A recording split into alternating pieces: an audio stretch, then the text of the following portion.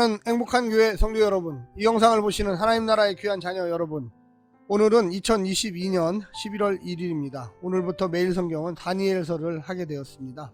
먼저 서론 부분을 잠깐 말씀드리겠습니다. 다니엘서를 예언서나 또 혹은 성문서로 보는 사람들이 있습니다.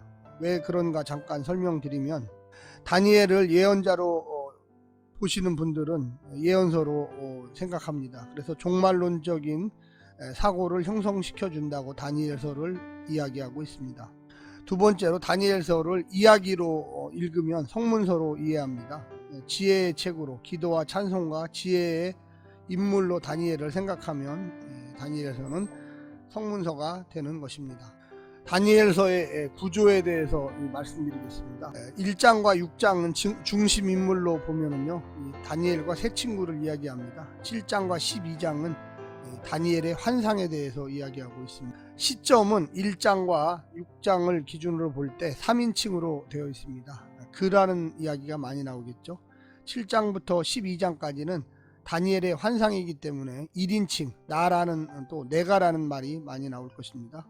1장부터 6장까지 해서 다니엘의 역할은 2장, 4장, 6장에 왕의 꿈을 풀이하는 이 해설가로서의 다니엘이 등장합니다. 7장부터 12장까지는 다니엘이 직접 꿈을 꾸며 천사들이 꿈풀이를 해주는 이야기가 나와 있습니다. 이 다니엘서에 보면은 이 바벨론의 또 페르시아의 왕들이 많이 등장합니다. 그래서 다니엘서를 구분할 때 왕조 중심으로 이 구분을 하게 됩니다. 1장부터 4장까지는요, 이 바벨론 왕 느부갓네살 때라는 이 시기가 나옵니다. 5장, 7장, 8장은 이 바벨론 왕 벨사살 때라는 또 이야기가 나오고요. 6장과 9장은 페르시아 왕 다리오 때라는 이야기가 또 나옵니다. 10장과 12장까지는 이 페르시아 왕 고레스라는 단어가 나오기 시작합니다.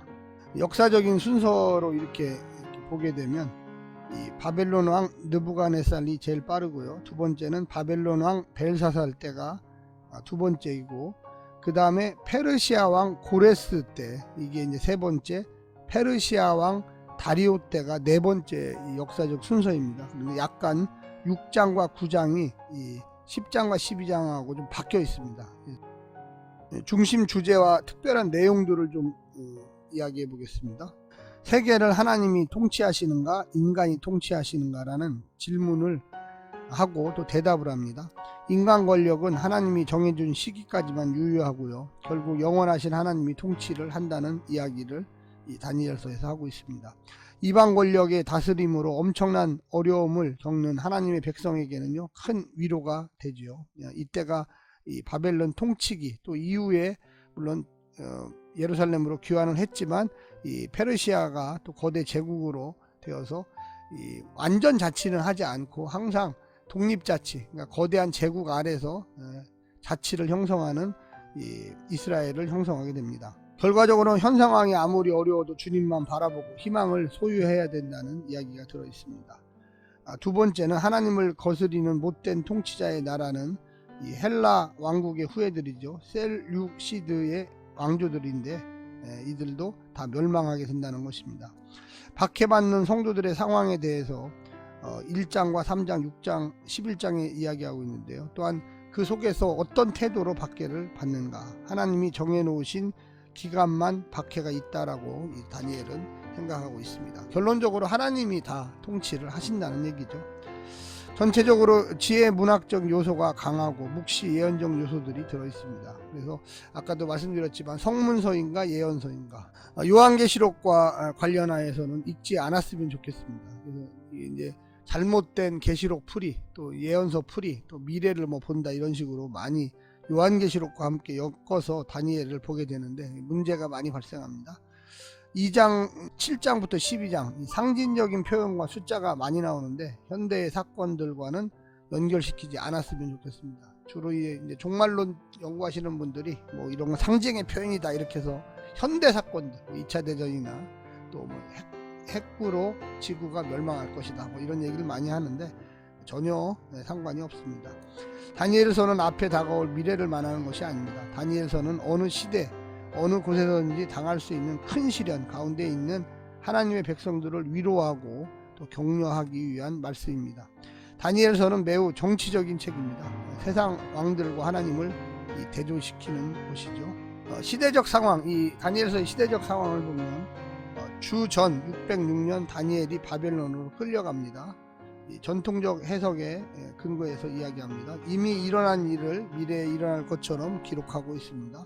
이 당대 문학 양식이죠. 그러니까 이 다니엘서가 예언서가 아니라는 그런 측면에서 본다면 미래의 이야기를 하는 게 아니라 과거에 일어났던 일들을 기록할 때 미래에 일어날 일들처럼 생각하고 기록을 한 거예요. 저자가 BC 2세기 기록, 오늘날의 대부분의 학자들이 바라고 있다. 그래서 내용은 주전 606년에 바벨론에 끌려갔던 상황을 이야기하고 있지만 사실은 그 기록 자체가 주전 2세기에 기록되었다. 대부분의 학자들이, 구약성서 학자들이 받아들이고 있습니다.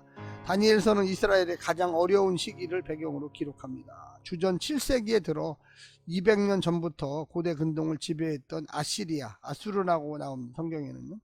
세력이 급격히 약화되고 멸망했습니다. 아마도 주전 612년에 멸망했는데 이후에 거대 제국 바벨론이 또한 등장합니다. 그래서 우리가 바벨론 포로 뭐 이렇게 얘기를 많이 할 때 이 아수르에 멸망했던 10개 지파, 또 바벨론 대제국에 멸망했던 유다와 이 베냐민 지파를 멸망시키고 유다를 속국으로 만들어 가지고 귀족과 엘리트 각 분야의 장인들을 바벨론으로 데리고 갑니다. 고대 전쟁에서는 대부분 그랬습니다. 그래서 두 국가가 전쟁을 해가지고 한 국가가 이기면 진 그 국가에서 좋은 것들은 이제 다 가져가는 거죠. 그래서 사람들도 끌고 갔습니다. 이 다니엘과 내용상 이때 다니엘과 세 친구도 포로로 잡혀갔을 것입니다. 주전 597년 느부갓네살왕이 예루살렘을 함락했습니다. 이때 에스겔 선지자가 바벨론으로 포로로 잡혀갔습니다. 주전 587년 유다왕 시드기야의 바벨론 배반으로 인한 바벨론의 남유다 침공으로 이때 이제 완전히 유다라는 나라가 멸망을 해버렸습니다. 그래서 이제 우리가 또한 성경에 보면 이 묵시라는 말이 많이 나와요. 계시라는 말하고 비슷한데 좀 영어를 구분해 보면 계시는 리빌레이션, 하나님의 뜻을 선지자나 대언자를 통한 환상과 꿈 상징으로 보여주는 행위를 계시, 하나님께서 미리 보여주신다, 또 이렇게 될 거다라는 걸 보여주신다는 거죠. 또한 이 묵시는 그럼 또 뭐냐, 이 아포칼립스라고 그래가지고 이 타계의 존재들이 이 땅에 정의로운 심판을 전제로 개입하는 거예요. 그래서 하나님이 이 땅에 천사들을 보내서 심판하시는 그런 이야기, 이게 바로 묵시입니다. 그래서 계시는 하나님의 뜻을 하나님의 사람들을 통해서, 선지자나 대언자를 통해서 드러내는 행위고, 묵시는 타계에 있는 이 천사가 이 땅에 와서 심판한다는 내용이죠. 이런 내용들이 이 다니엘서에 들어있는데 왜 그럴까요? 묵시와 계시는 종교 성문학의 한 문학 장르로서 당대의 극도로 어려운 신앙과 생활적, 민족적 생활 현실을 이제 타개하기 위한 소망을 줍니다. 비밀 상징 언어로서 압박자를 비판하고 고난받는 자들에게 꿈과 환상들을 통한 이 타계, 즉 천상으로부터 온 천사나 하나님의 직접적 개입을 촉구하고 있습니다. 그리고 고난받는 자들의 공동체적 연대를 만들어 먼 미래 심판의 가능성을 열어놓고 삶에 대한 희망의 끈을 놓지 않게 되는 거죠. 한마디로 얘기해서 대항할 자신이 없는 거예요. 적들이 너무 세다 보니까 우리가 뭐 대항해서 이길 수 있는 방법이 없죠. 그러니까 하나님께 기도함으로 이 땅에 좀 지각 변동을 일으켜 주십시오. 천재지변을 일으켜 주십시오. 아니면 하나님이 직접 오셔서 이 땅을 심판해 주십시오. 뭐 이런 얘기입니다. 신앙의 주제는 뭘까요? 우리 눈에 비춰지는 현실은 실제의 전부가 아니다. 극히 일부라는 거죠. 우리 눈으로 보이는 세상이. 그 너머에 계신 하나님, 또 유일하신 신 여호와, 야훼죠. 역사는 하나님이 직접 움직이신다. 물론 왕들을 통해서 움직이는데 그 왕들이 타락하고 또 정의와 진리를 잃어버릴 때 하나님께서 역사의 주관자로서, 주권자로서 개입을 한다는 것입니다. 이 다니엘서의 상징 이해에 대해서 말씀드리겠습니다. 다니엘서에는 많은 숫자와 형상들이 등장합니다. 구체적이기보다 암시적, 직설적이기보다는 비유, 또 신화적입니다. 또 풍자적이죠. 본문과 독자 사이의 상징들은 새로운 통섭의 기능을 만들어냅니다. 이 본문을 최초로 읽는 독자들은 항상 당대가 종말의 마지막 순간이라는 믿음으로 다니엘서를 읽게 됩니다. 그래서 다니엘서가 인기 있는 때는 사회가 너무나 힘들고 어려울 때, 전쟁의 무력, 또 많은 대지진, 또 이 많은 가뭄 이런 시기가 왔을 때 사람들이 기본적으로 살기가 힘들잖아요. 묵시적 상징의 확대, 묵시는 계속 새로운 해석이 가능하여 의미가 확대된다. 그래서 종말의 마지막 순간이라는 믿음이 생길 때 이 다니엘서를 읽게 됩니다. 다니엘서의 역사적 종말, 에스카톤이라고 하는데요. 상징은 금, 은, 동, 철과 진흙. 이게 이제 상징적인 이야기죠. 금시대, 은시대, 동시대, 철시대, 진흙시대. 그래서 철시대, 진흙시대가 오면 하나님이 이 땅에 다시 오신다. 이런 얘기가 있습니다. 묵시적 종말의 상징 1장부터 6장 신상과 나무, 정적 7장부터 12장은 4마리의 짐승, 파괴적이죠. 묵시는 항상 마지막 때의 혼란한 세상을 표현하고 타계 천상으로부터 심판자가 나타나 평온을 되찾습니다. 페르시아의 왕국의 천사장이나 페르시아의 수호신, 그리스의 수호신, 히브리어로는 사르, 한글 번역은 천사장, 수호신 또 개역 성경에는 군으로 영어로는 프린스로 번역. 이 가브니엘이나 수호 천사 미가엘도 모두 히브리어로는 사르입니다. 사르. 그래서 천사장이죠. 천사와 악마는 구약에서 낯선 행동. 다시 하겠습니다. 천사와 악마는 구약에서 낯선 단어입니다. 천사의 존재는 에스겔서와 스가랴서에 와서 등장합니다. 묵시 문학에서는 실명으로 하나님과 인간을 중재하는 인격적 존재로 등장합니다. 왜 다니엘서에 와서 실명으로 천사가 등장합니까? 아까 얘기했던 이 가브니엘, 미가엘, 유대 랍비들, 이 바벨론 땅의 종교에 물들었다는 건 배웠다는 거죠. 그래서 원래는 천사가 상당히 늦게, 주로 이제 포로기 이후 시대에 천사라는 단어, 또 그 이름, 천사의 이름이 나타나는 것입니다. 다니엘서 후반에 나타나는 여러 가지 상징들은 천사들만 풀 수 있다. 그러나 구약성서에서는 천사는 숭배의 대상은 아니고 단지 하나님의 메신저, 심부름꾼이죠. 악마의 존재는 창세기 6장 1절부터 4절에 등장하는 하나님의 아들들과 세상의 딸들의 과정에서 생긴 존재들입니다. 다른 의미로 하나님께 불순종으로 지상으로 쫓겨난 천사들의 존재로 이해하는 경우도 있습니다.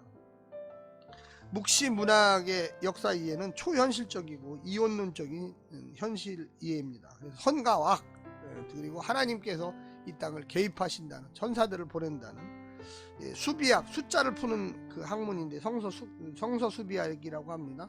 숫자의 비밀을 푸는 학문으로 이해합니다. 다니엘서는 시간과 공간의 경험들을 숫자로 풀어냅니다.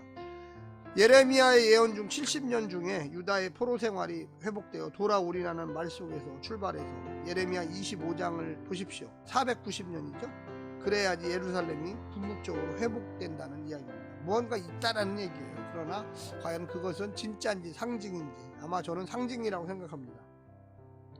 예레미야서에 보면 주전 587년 바벨론의 1차 침공 이후 70년 만에 예루살렘을 돌아오리라 예언했습니다. 그러나 다니엘은 회복되지 않은 모습을 보고 묵시 문학적으로 71회로 변화시킨 겁니다. 그러니까 예레미야는 70년이 있다가 돌아온다. 근데 다니엘은 7년이 70번, 그래서 490년이 돼야지 완전히 회복된다. 이런 상징적인 숫자로. 그래서 예수님이 태어났던 시대, 이게 이제 다니엘의 시대가 아니냐, 또 이렇게 얘기하는 사람도 있습니다. 예레미야서를 보면은 71회, 이게 무슨 뜻이냐? 한 해를 한 일에, 7을 7의 배수로 이해해서 1년이 한 주간으로 이해한다는 또 얘기도 있습니다. 다니엘서 8장에 보면 2300주야, 하나님의 성소를 깨끗하게 하는 일, 1150일, 1150. 3년 반, 이 안티오쿠스 예루살렘 성전의 더럽힌 기간이죠. 주전 167년의 겨울에 또 주전 164년 겨울까지 3년 반 동안에 이 안티오쿠스라는 사람이 아마 통치자죠. 통치자가 예루살렘 성전을 더럽혔다는 이야기입니다. 다니엘에 보면 때, 수리적 용어가 아니라 문학적 용어입니다. 정확하게 몇 년 하려고 했던 게 아니라 어느 때 하나님이 계시할 때, 임재할 때, 간섭하실 때, 이런 얘기예요.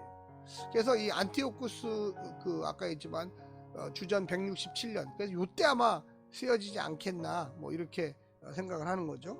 이 책은 종말의 시간표는 정확하지 않고 확정되어 있지도 않습니다. 처음 한때, 두때, 반때, 다음에는 1290일, 마지막으로 1335일, 뭐 이렇게 12장의 7절과 11절과 12장 12절에 다 이렇게 나오는데 정확하지 않는 거예요. 이게 다 상징적인 의미예요, 사실은요.